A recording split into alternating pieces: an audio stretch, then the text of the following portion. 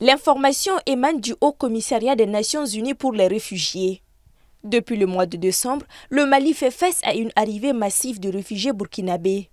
Selon les chiffres avancés, l'on estime à 40 000 le nombre de personnes ayant fui le territoire burkinabé et notamment les provinces du Soum et du Yatenga dans la région du Nord et la province de la Léraba dans la région des Cascades.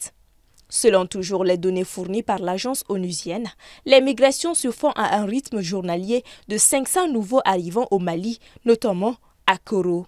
Quelles sont les causes de ces départs massifs des populations vers le pays voisin? Telle est la question que l'on peut se poser. Pour ce qui est des causes, les informations recueillies auprès des réfugiés avancent essentiellement des raisons sécuritaires.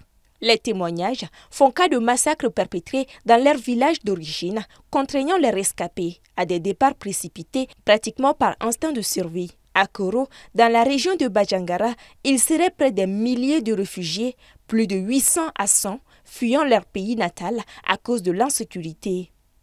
Et selon le service local du développement social, la ville compte au 21 mars 2024 plus de 9000 personnes qui vivent dans des conditions très difficiles, en plus du manque de sites d'hébergement.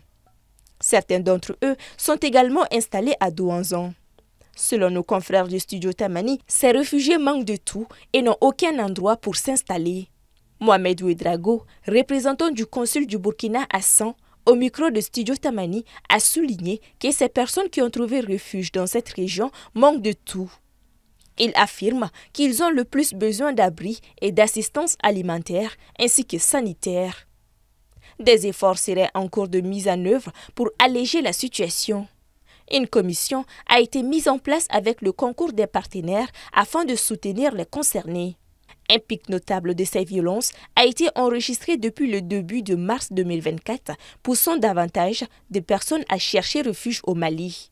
Cependant, le Mali, déjà en proie à l'insécurité, éprouve des difficultés à répondre à tous les besoins de ces nouveaux arrivants, lesquels sont majoritairement des femmes et des enfants.